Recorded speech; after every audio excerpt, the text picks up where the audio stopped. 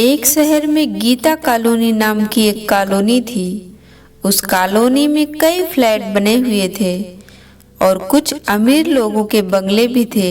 उसी में एक छोटे फ्लैट में एक गरीब सा परिवार रहता था। ठीक उसी गरीब परिवार के फ्लैट के सामने एक अमीर परिवार का बड़ा आलीशान सा बंगला था। बड़ी मर्सिडीज गाड़ियां थी, नौकर चाकर थे। गरीब परिवार में से एक छोटा बच्चा था। उसके पापा रोज उसे स्कूटर पर स्कूल छोड़ने जाते थे। वो बच्चा जब उस बंगले की तरफ देखता तो सोचता, काश हमारा भी ऐसा ही घर होता। उस अमीर परिवार में भी एक बच्चा था। जब वो बच्चा बड़ी सी कार में स्कूल जाता और उसका ड्राइवर उसको स्कूल छोड़ने जाता तो वो गरीब बच्चा सोचता, काश हम भी अमीर होते। जब वो गरीब बच्चा उस अमीर बच्चे को देखता तो सोचता, यार मेरी किस्मत कितनी खराब है, उस लड़के की किस्मत कितनी अच्छी है। अब कहानी में थोड़ा सा रोमांचक मोड़ आता है। रोजाना शाम को कॉलोनी के सभी घरों के बच्चे इकट्ठे होकर आपस में खेल खेलते। कभी क्रिकेट खेलते तो कभी पकड़म पकड़ाई। पूरी शाम कॉलोनी के बच्चे खूब मजे करते। लेकिन उस अमीर घर के बच्चे को कहीं भी जाना अलाउ नहीं है। सबसे पहले तो सिक्योरिटी का डर। आखिर अमीर घर का बच्चा है, कोई अपहरण कर सकता है। दूसरा, अमीर लोगों का एटीट्यूड होता है कि इन सब लोगों से हम अमीर हैं तो हम इनके साथ नहीं रहेंगे। इसलिए उस बच्चे के घर से बाहर जाने पर पाबंदी थी। अब वो बच्चा रोजाना शाम को अपने बंगले की छत पर खड़ा होकर उस कॉलोनी के सभी बच्चों को मस्ती करते देखता तो उसकी आंखों में आंसू आ जाते। वो भी आज़ादी चाहता था, वो भी उन बच्चों के साथ खेलना चाहता था।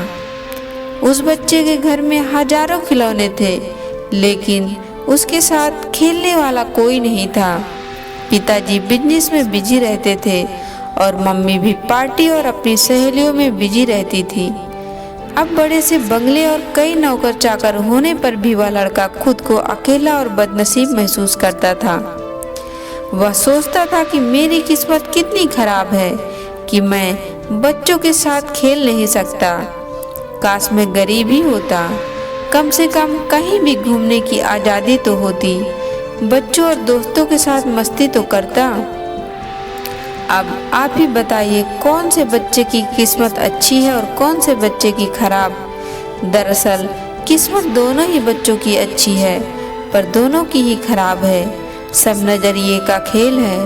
आपको सिर्फ यही समझने की ज़रूरत है, जो चीज़ हमारे पास नहीं होती, अगर हम उसके बारे में सोचें तो हमें अपनी किस्मत बुरी दिखाई देगी, और वही अगर हमारे पास है, जो उसके बारे में सोचे तो किस्मत अच्छी दिखाई देने लगेगी।